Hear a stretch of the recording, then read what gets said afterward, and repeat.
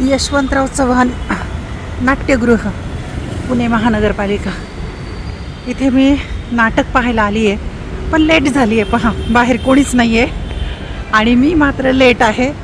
12:30चं नाटक होतं. मला इथेच आता 1:15 वाजत आला आहे, पण व्हिडिओ घेण्याचा मोह आवरत नाही आहे.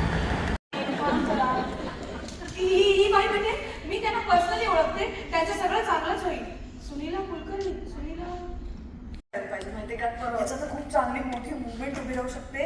आपल्याला ठरवायला पाहिजे आपण जी व्यक्ती आहे ना, मला तुम्हाला तिची ओळख करून द्यायची. मिसेस अंजली दळवी.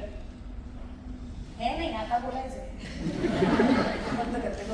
नको नको कोर्ट ऑफ पब्लिक ओपिनियन. अगं मग ही वेळ आहे आता. माझा गुन्हा आहे की एक स्वप्न पाहिलं होतं. मी, अक्षय, आमचं मूल, आम्ही सगळे छान सुखाने. काय होतं केसचा कोर्टात निकाल लागायचा तो लागेल, पण आज काहीतरी केल्यासारखं वाटतंय. आज हातात काहीतरी गमसल्यासारखं वाटतंय.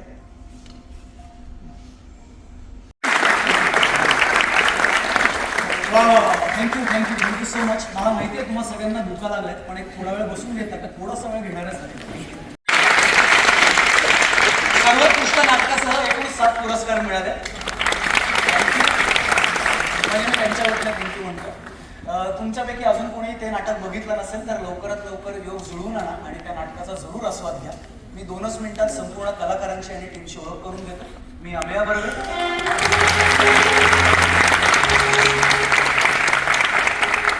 निशाद भोईर, श्रद्धा पोखरणकर, सागर आठलेकर, स्वानंदी टिकेकर,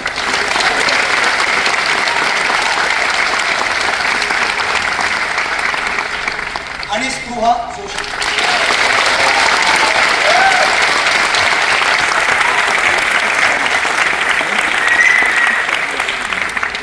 मी आमच्या संपूर्ण बॅकस्टेजच्या कलाकारांना विनंती करतो की त्यांनी मंचावर यावं.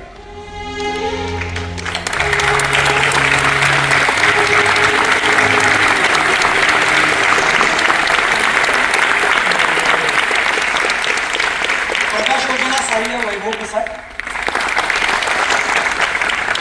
ध्वनी संयोजन आशिष विचारे, संगीत संयोजन रुपेश दुदम, नाटकाचे व्यवस्थापक श्रीकार कुलकर्णी आणि जोरदार टाळा तुम्हा सगळ्याच प्रेक्षकांसाठी.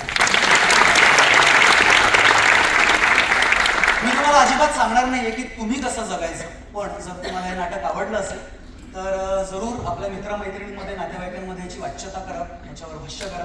जर तुम्हाला सोशल मीडियावर व्यक्त व्हायचं असेल तर इंस्टाग्रामवर टीम भद्रकाली आणि फेसबुकवर भद्रकाली प्रोडक्शन्स अशा नावाने आमचे पेजेस आहेत, तिथे लिहा, बोला, आम्हाला टॅग करा.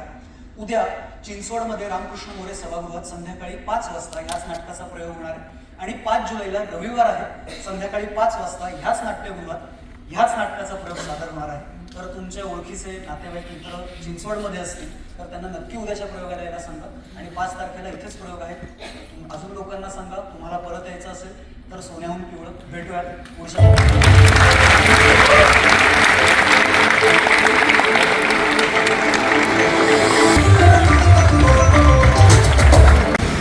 सुंदर परिसर आहे हा.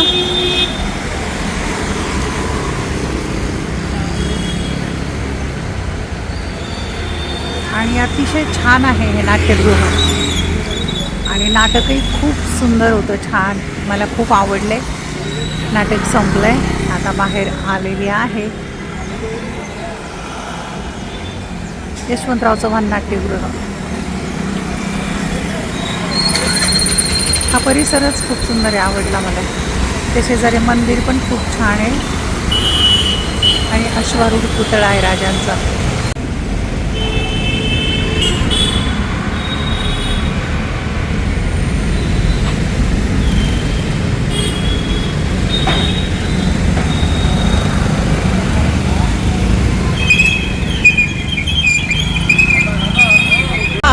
नळ स्टॉप आहे, या ठिकाणी मी आलेली आहे यशवंतराव चव्हाण नाट्यगृहापासून. रिक्षाने आले आणि आता मेट्रोनी जाणार आहे रामवाडी खालीपर्यंत. तो मस्त दिसतोय.